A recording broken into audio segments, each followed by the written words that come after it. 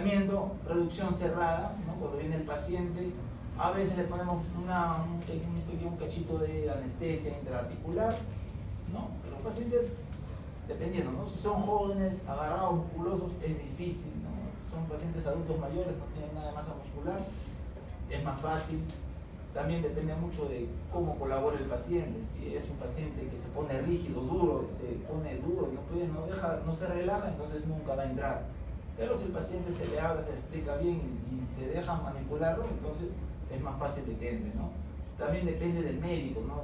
Uno tiene que hacer bastante de este tipo de reducciones para que, en mi experiencia, ya sé ya que cuando tengo un paciente con una reducción, digamos, que no se puede hacer, ya le hago las maniobras, al final le hago la hipocrática, al final, si no me sale con nada, le pongo un poquito de azepam. Lo duermo, lo relajo y entra más rápido, ¿no?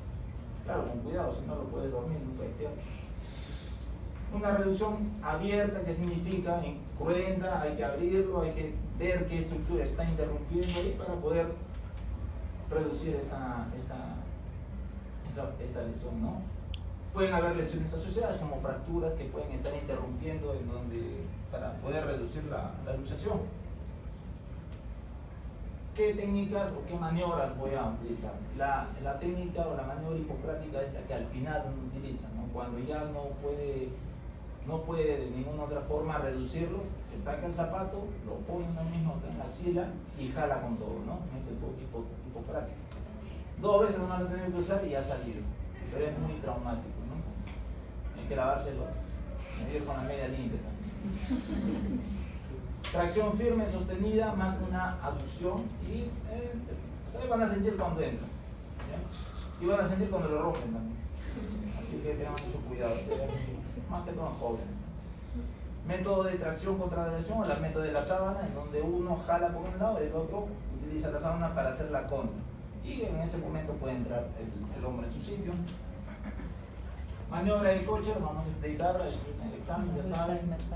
Son 4 pasos. Maniobra de extinción, nunca lo he usado, pero en la teoría dice de que uno tiene que agarrarle un peso al paciente, un tiempo, media hora de repente, y supuestamente esto debería entrar solo. Pero en la emergencia que vamos a estar esperando media hora, no, y nomás de repente le hacemos la maniobra, ¿no? Con un peso y relajándolo, el hombro supuestamente tiene que entrar, ¿no?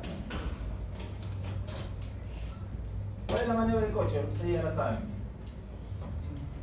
Son 4 pasos: tracción, rotación externa, aducción, rotación interna. Al paciente se le pone su codo en 90 grados. Yo lo puedo hacer echado o sentado, prefiero hacerlo sentado combinado con la silla. Yo prefiero hacer la silla también. El método de la silla es de que le pones en una silla, le pones acá la espalda y lo estás traccionando y le hago esos 4 maniobras, ¿no? A otro le gusta hacer echado, depende de cada uno. Primero, ¿qué haces? Traccionas. Al momento de traccionas estás tratando de jalarlo o desimpactarlo, ¿no? En el momento que ya estás jalando bien, haces el movimiento de rotación externa.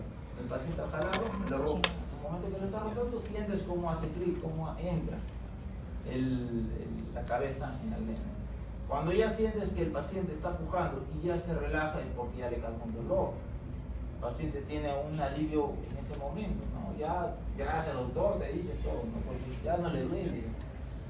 Una vez que ya tú sientes de que ha entrado, entonces le haces la aducción, pegas el codo al cuerno. Al pegarlo ahí, le haces al final la rotación interna para mantenerlo en esa posición y ya no lo mueves, ¿no?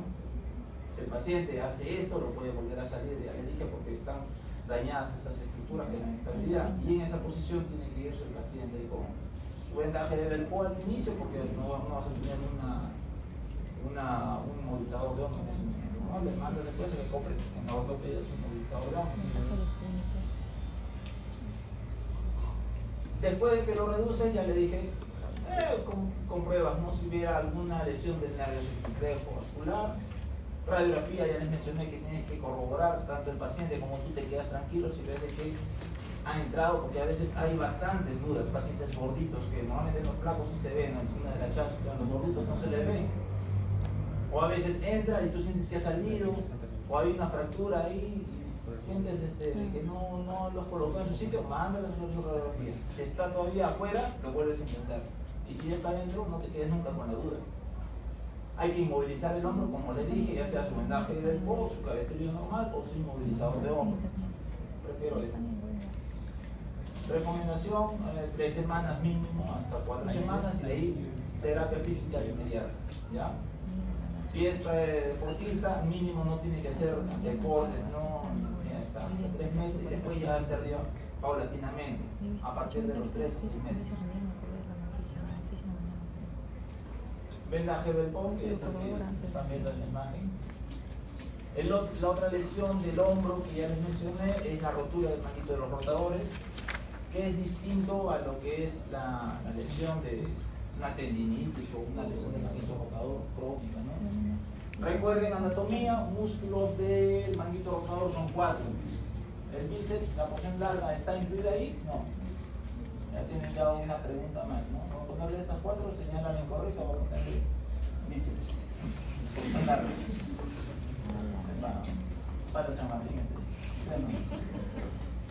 Son 4 músculos, el supraespinoso. Y acuérdense, donde se inserta y donde la inserción proximal y distal. Si ustedes saben dónde se inserta, saben qué función cumple ese músculo. Si yo veo de que el supraespinoso se inserta en la parte superior de la escápula, acá, y se inserta en el troquíter, en la parte superior del troquíter, ahí en la diagrama está mal escrito, dice troquíter, lo leía. Y si hay una contractura fuerte, entonces esto de acá levanta el brazo, ¿no? Al haber en la parte superior del troquíter, va a iniciar la abducción, después lo completa el deltoide. En la parte posterior está el infraespinoso, el redondo menor, están localizados en la parte posterior, se insertan en la parte media y baja del troquíter, y al hacer una contractura, entonces jala el brazo hacia atrás, hacer una rotación externa. Y si lo vemos hacia adelante, este es de espalda y este es hacia adelante, está el subescapular, que queda debajo del platillo del plato de la escápula, o por dentro, y se inserta en el troquín, ese sistema del troquín. Al contraerse, entonces hace la rotación interna, ¿no? Hay otros músculos que también producen estos movimientos, el redondo mayor, el pectoral, ¿no? Pero estos son los principales, como les digo, ¿no? Y entre el troquíter está la corredera bicipital. Acá sí está la porción larga del bíceps. Es un tendón intraarticular, pero no pertenece a este manguito.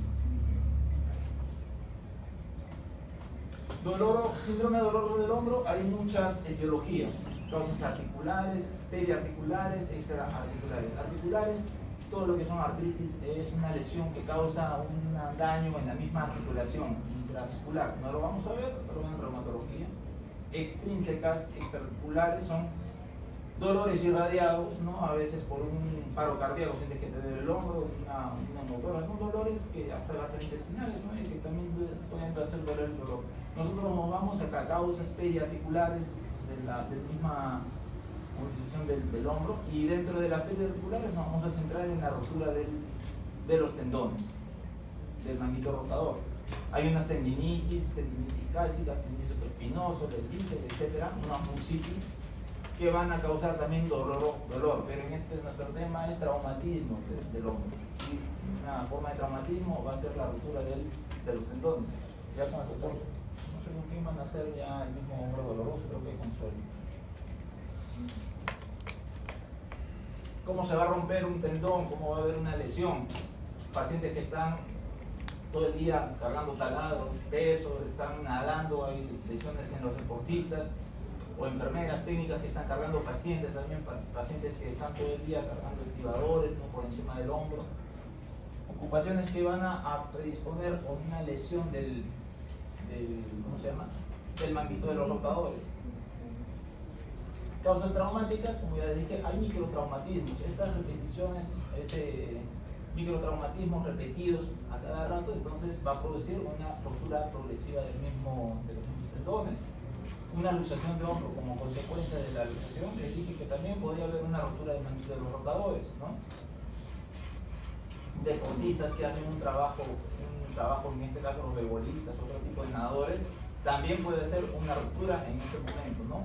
Va a haber una isquemia crónica de esos tendones al haber una compresión continua, y por eso los pueden romper de un momento a otro. En este espacio subacromial, recuerden de qué pasan los tendones, ¿no? En esta zona de acá, entre el acromion y la caría articular glenoidea. Hay muchos tipos del acromion. Van a ver un tipo plano, que es un 17% de las personas. Este espacio es más grande, por lo tanto, desgarro completo solamente en un 3%. Mientras más grande el espacio, menos predisposición a que tenga un desgarro. Otro del tipo 2, que es curvo, 43% de la gente, mayor desgarro porque el espacio es menos. Y por último, un tipo 3 es ganchoso, hay menor espacio, hay mayor fricción entre los tendones, entre lo que es esto de acá. Si hay una bursitis, peor, todavía menos espacio, si los tendones paran inflamados y se pueden romper acá, ¿no?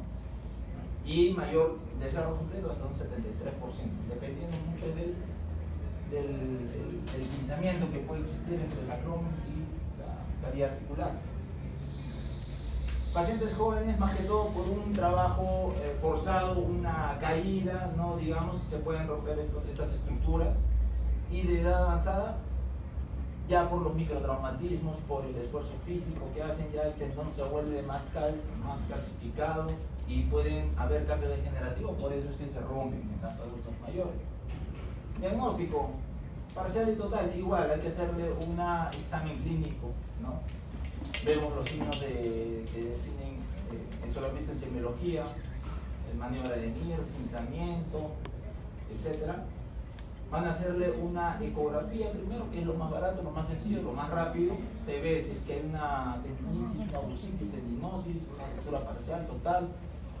Si es que están en duda todavía, le hacen una resonancia magnética y ya te va a decir si es que hay una ruptura total, dependiendo de la edad del trabajo. Entonces se le manda a hacer una artroscopía para evidenciar directamente si el tendón está roto o no, ¿no? Con esto ya en vivo lo estás viendo. Pero no solamente es una artroscopía diagnóstica, sino ya una artroscopía operatoria, digamos. No vas a entrar solamente para ver, sino ya para operar, ¿no? Tratamiento no quirúrgico en adultos mayores. Cuando ya son desgarros crónicos, tienen mejor al tratamiento conservador con terapia física, rehabilitación, mejoría clínica de un 33 hasta un 90%. Ya no es necesario operar a los abuelitos porque de repente los puede dejar hasta allá con el hombro totalmente congelado, ¿no? Se fortalece la musculatura y el estiramiento.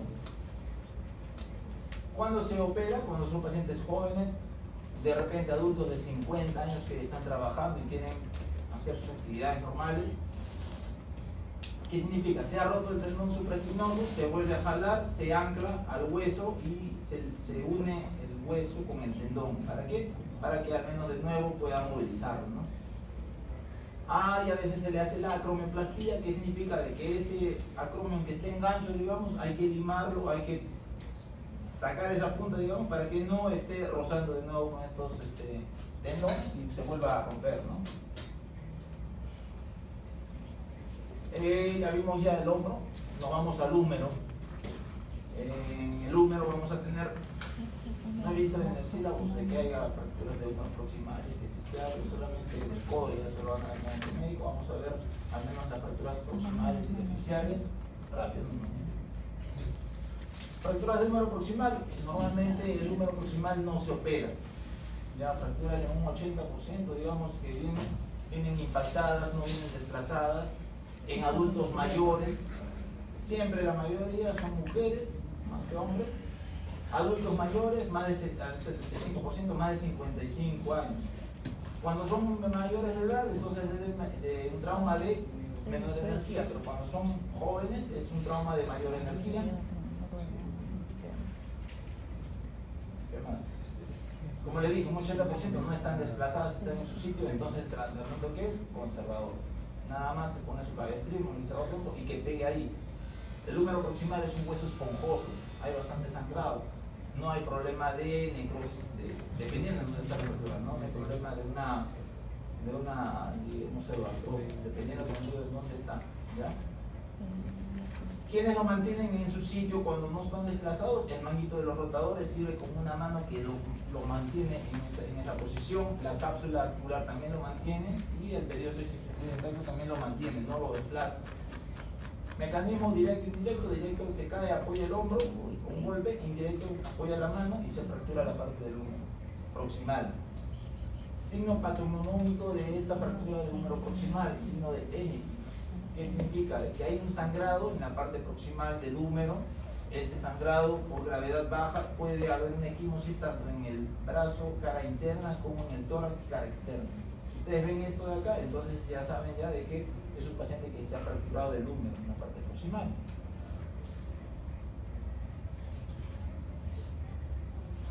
Clasificación, así como les dije que en fractura de clavícula, el grado 2, había una subclasificación de Neer. Más común o más conocida es la clasificación de húmero proximal de Neer en el húmero, ¿no? Va a tomar en cuenta dos cosas: la angulación más de 45 grados y el desplazamiento más de 1 centímetro, ¿ya? No vamos a aprenderlo, pero al menos vamos a ver de qué se trata. Se trata de, va a tomar en cuenta esos dos aspectos, el angulamiento y el desplazamiento, ¿no? Y también va a clasificarlo según los fragmentos que tengan, ¿no? Que puede ser una fractura en el cuello anatómico, fractura del troquíter, fractura del troquín, ¿no? Y del cuello quirúrgico, ¿no? Si es que hay una fractura en una parte, en 2 partes, en 3 partes, hasta en 4 partes. Y acá vemos, ¿no? Si fuera el cuello anatómico, en 2 partes; si fuera el cuello quirúrgico, en 2 partes, todo eso es en 2 partes, ¿no? La tuberosidad mayor, el troquíter, la tuberosidad menor, y acompañado con una dislocación, ¿no? En 3 partes hay 2 trazos, ¿no? Que lo dividen en 3, ya sea tuberosidad mayor, el cuello, etc. En 4 partes se divide tanto la cabeza, la parte deficiaria y las 2 tuberosidades, ¿no? Es una clasificación un poco compleja, lo dividen en 6 grados, pero no se va a tomar en cuenta en el examen, más que todo esta de acá, que es la O, que ustedes ya deben de saberla. Recuerden que siempre todas las fracturas articulares normalmente son extraarticulares, el grado A, el articular parcial es B y articular completa o compleja es C. Pero en el caso del húmero y de la cadera son totalmente distintas, escapan de la regla, ¿ya? ¿Cuándo es A? Bueno, ya saben que es 1-1. 1 significa húmero, el 1-1 es la parte proximal. Todos los 3 de acá son parte proximal. Ahora 1-2 sería húmero diaficial, que vamos a ver. 1-1A. ¿Por qué A? Porque es extraarticular unifocal. ¿Qué significa? Que hay una fractura y hay 2 fragmentos, ¿ya? A1, unifocal, que es en la tuberosidad mayor. A2, metafisiaria, hay una fractura en esta zona acá que está impactada. Y A3, que es una fractura no impactada. ¿Qué significa? Este es tratamiento conservador, y si esta acá está muy desplazada, entonces sería quirúrgico, ¿no? La bifocal son 2 fragmentos, dos trazos que lo dividen en 3, por eso es de bifocal extraarticular, ¿no? B1, que es impactación, se impacta entre la metáfisis y la parte proximal. B2, sin impactación, que está fracturado. Y la B3, ya no solamente hay 3 fragmentos, sino también hay una luxación, ¿ya? Y por último, la C, que significa que ya llega hasta la parte de la cabeza articular. El problema de esto de acá, cuando llega a la cabeza, es que hay una secuela. ¿Cuál es? Uno, que puede haber una pseudoartrosis y a la larga va a llevar a una necrosis avascular de la cabeza del húmero, ¿no? Cuando hay fracturas muy complejas en jóvenes hay que tratar de conservar el mismo hueso, hay que tratar de conservar esta cabecita. Hay que hacer osteosíntesis en pacientes jóvenes, ¿no? Si pega, en buena hora; si no pega, porque ya hay una mayor lesión a nivel de la cabeza que se ha hecho que se necrose. Y si fuera en adulto mayor, una fractura de 4 fragmentos hasta más, entonces de frente hay que hacerle una prótesis en los adultos mayores, que está comprometida la irrigación. Depende mucho todas las fracturas de la edad, ¿no? O sea, de la edad, de la calidad del hueso, del tipo de fractura, de las lesiones simultáneas de la edad. Mientras más joven, ya les dije, mejor hacer osteosíntesis. Adultos mayores, prótesis. Calidad del hueso, no es lo mismo un hueso de un joven que un hueso osteoporótico. Tipo de fractura: una fractura del troquíter o del troquín o del cuello quirúrgico es distinto a una fractura del cuello anatómico, en donde ya la irrigación está comprometida, ¿no? Lesiones simultáneas: si es una fractura, una luxofractura y una luxación, también está comprometida la irrigación, ¿no? En las fracturas del tercio proximal, si es que no hay desplazamiento, el tratamiento es conservador, y si hay desplazamiento, es quirúrgico, ¿ya? Cuando no hay desplazamiento, entonces solamente tratamiento conservador, como ya te estaba hablando. Igual, al mes hay que estar movilizando, porque al mes ya se forma un tejido fibroso, ya está formando un callo blando, donde hay que movilizar al paciente, ¿no? ¿Cuándo se puede poner prótesis? Cuando son fracturas desplazadas en 4 partes en ancianos, ¿no? Cuando es una luxofractura también. Cuando ya hay un más del 40% que abarca la cabeza, también, ¿no? La cabeza, si ya está bien fragmentada, de frente prótesis, ¿no? O si es una fractura con hendidura en la cabeza. Paciente de... Era joven, 19 años creo que tenía, no me acuerdo. Pero vino de provincia a los 20 días, creo. Una luxofractura de húmero proximal en 3-4 fragmentos. Lo que determina de que hay que hacer una prótesis no es el tipo de fractura. La edad tiene que ser osteosíntesis. El tipo de fractura también osteosíntesis. Hay que reducir, estar luxado y poner luxito. Pero ya después de 20 días, esta cabeza ya no tiene ligación. De nada sirve hacer osteosíntesis. Por eso de frente se opta por una prótesis. Si hubiera llegado en el momento, de repente se puede intentar unirlo porque es un paciente joven. Hay que tratar de mantener su hueso. Pero ya por el tipo de fractura o el tiempo más que todo, igual que en la cadera, ustedes van a ver que dependiendo del grado del desplazamiento, de la edad o del tipo de fractura que tiene, entonces el tiempo también. Hay que hacerle prótesis en jóvenes cuando es una fractura en cuello, ¿no?